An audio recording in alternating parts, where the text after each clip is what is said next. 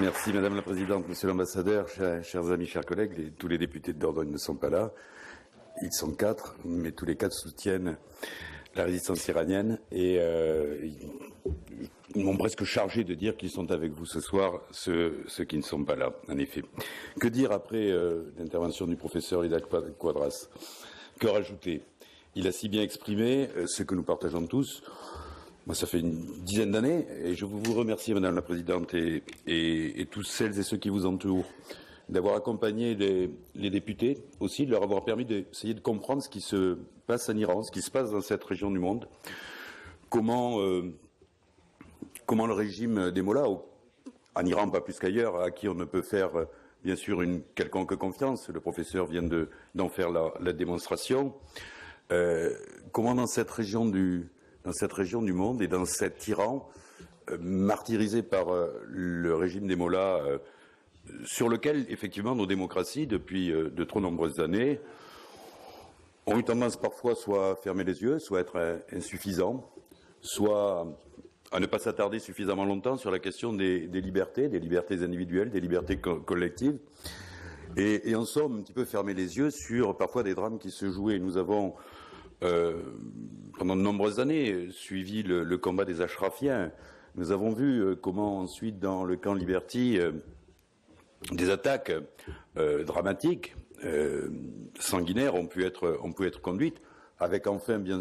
entendu, mais ça a dû être évoqué précédemment, une issue en cette année 2016, grâce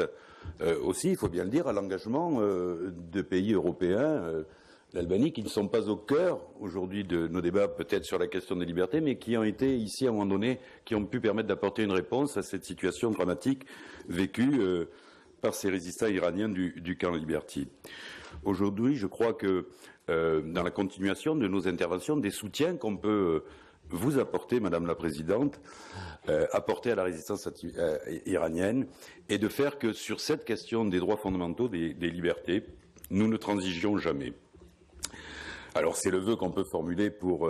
2017, c'est ce qui devrait être versé dans les discussions, dans les échanges, bien certes à l'échelle européenne, mais je crois que les nations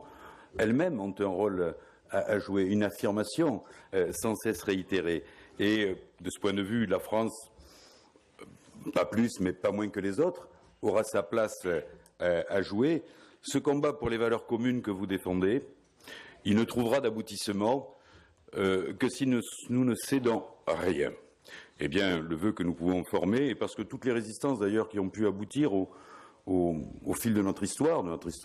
récente, ou des 50 dernières années, les résistances ont pu aboutir parce qu'elles ont su trouver, mobiliser des soutiens autour d'elles, à l'extérieur, hors de leurs frontières, bien sûr les résistances intérieures, mais auprès de la résistance intérieure, ce sont les résistances extérieures, les soutiens extérieurs qui font que nous pouvons raisonnablement faire aboutir sur cette question de la démocratie dans un grand pays comme l'Iran. Et puis, en forme de vœu, il faut que dans ce pays, comme dans toute la région du monde, ce n'est pas un vœu pieux, mais c'est un vœu auquel nous aspirons tous, l'établissement d'une paix durable, puisse s'installer, puisque c'est avant tout ceci qui doit être l'objectif commun que nous devions viser. Bien sûr, la liberté, bien sûr, l'accès à tous les droits, également partagés entre les femmes et les hommes, mais l'accès universel à la paix, c'est sur cet espoir-là que je vous adresse à nouveau tous mes remerciements et félicitations.